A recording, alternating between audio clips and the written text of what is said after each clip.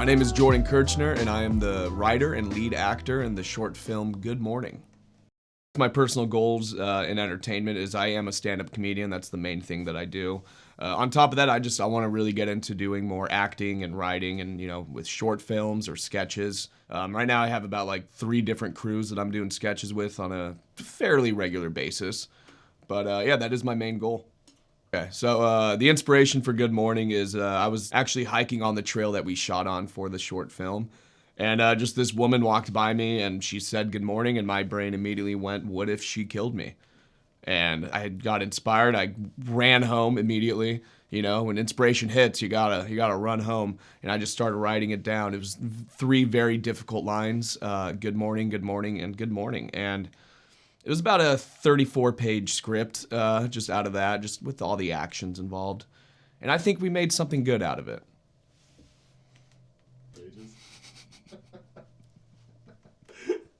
Did I say 34? I meant to say 3 to 4. No, I'm sorry. I can't be serious at all, dude. I'm so sorry. Yeah. Anyways, yeah. No, it's the writing process. It was really quick for me. I just had to write down the actions that were involved and then the good morning part, because I knew exactly where it was leading at the end of the day, which was her brutally murdering me. The script did change as we went along a little bit. I think if I remember correctly, the original script that I wrote, it didn't end with me running back to my car, or at least like with it ending there. It was more of like a weird time warp thing where I run into the woman like a last time. She says good morning and like snaps her fingers, and it switches over to like nighttime where I'm stuck on the trail at night, and then I start sprinting back. And as I'm sprinting back, it's supposed to be like me just seeing her like pop up in the shadows. It was supposed to be just like a weird, just, I guess, shadow figure at that point. But then we realized that that's just not good. That's just a bad idea. And it just, I don't think it would have played well at all. And so we then changed it to where it's now just me running back, and she's just sort of kind of like teleporting everywhere from the looks of it, teleporting everywhere she gets in the back of the car. But then here's the thing is, during the editing process, the first day that we actually edited, we noticed that there's just a crow in the background of a lot of the shots. So now our headcanon to it is she's just some sort of weird crow lady, like a witch, and that's how she's moving around so fast. And it's not just like, oh, she teleports. We didn't want to just leave it at that. So it was like, once we saw the crow in all the shots, we just sort of made the decision that makes more sense, or it gives her a little bit more of a backstory without having to like force a backstory, where it's not just a woman on a trail that's able to teleport. This is a, possible crow witch lady that's how she gets around, by flying. Some of the problems that we encountered coming up to that shoot was the main actress that we had. We actually had a different actress completely before we booked Molly McGee. And that was just because she couldn't make it that day. She had double booked something else, couldn't make it, so I had to scramble. And yeah, that's where I called my good friend Molly McGee, and she, just without questions asked, she just showed up to do the short film for us. Community is pretty important, because even on top of that is when I arrived, I didn't realize how big of a crew that we were going to have there either. I thought it was just going to be a couple friends, there to help out. But no, Tony brought just a full team, a full crew of people that were very professional. They worked hard. Their main focus was the film. They didn't get distracted at all. And I was not expecting that. Because I do a lot of sketches with friends where we just kind of do whatever, as the sketch goes on. But no, they were locked in. We tried our best to stick to any time schedule. We did get a little bit behind on the schedule at times, but that's mostly because people walking in the background, you have other hikers on the trail. We're not the only ones there. And then not only that, we had to like get our main actress Molly up on top of this hill that was a very difficult hill to get on, because there was no trail leading up to it, and it was just a bunch of cracks in the ground that your foot could fall right through. You're spraining ankles, and she was a good sport about it. But yeah, there was only times we got a little bit off schedule was just because the hiking and dealing with other people on the trail. How we could have combated people walking on the trail, I don't really have a good answer for that other than what we did, which was really just wait for them to walk by, because there's kind of no way for us to plan for that unless we are kind of renting out the trail for the day, which no one has that budget. None of us do, at least. And so yeah, it was just we had to wait for them to walk by and wait for them to get out of view in order to start shooting again. Even there's the whole parking lot scene where you see me pull up.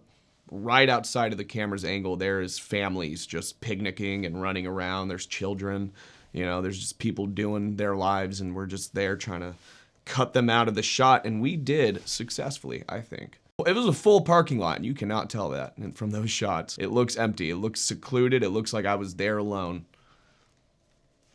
So we have a moment in there where I fall down while I'm running away from Molly, and the camera whips around, and you just see her standing behind me. And that was an on-the-fly shot that I came up with as we were walking back. We were pretty much done for the day, and I just said, guys, I got this one cool idea. It'd be this cool shot. And then we just had, Yuito, who's just like a really good videographer.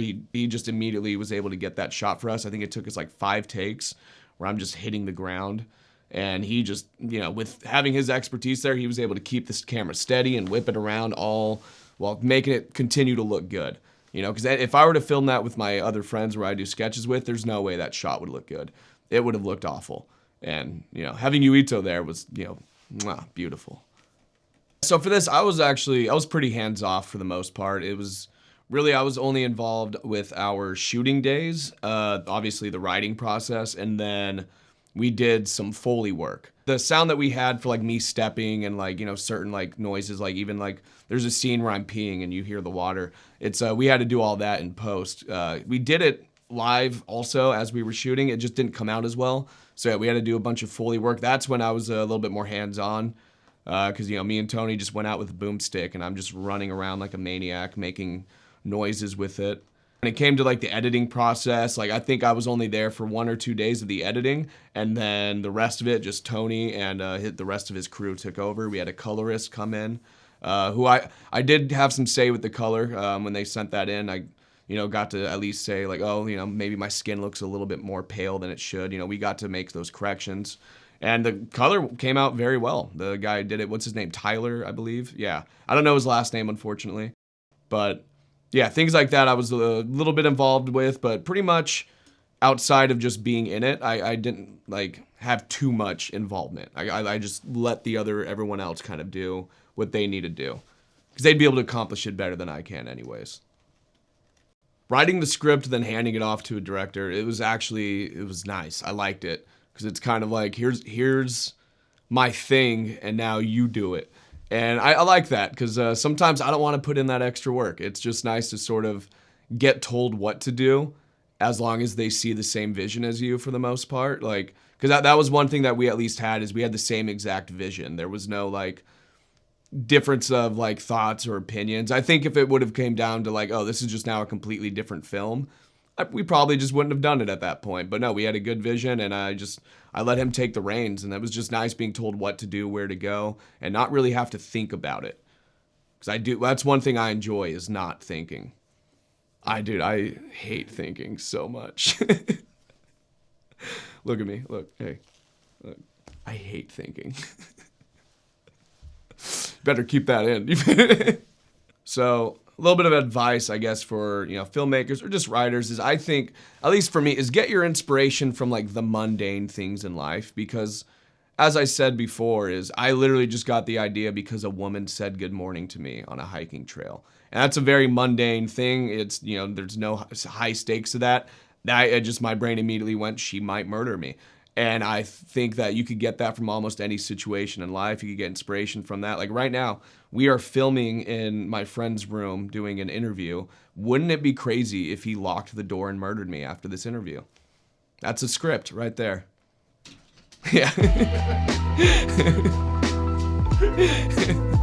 My name is Jordan Kirchner, and you can find my short film Good Morning on YouTube. And you can follow me on Instagram at Jordan Kirchner's Evil Twin.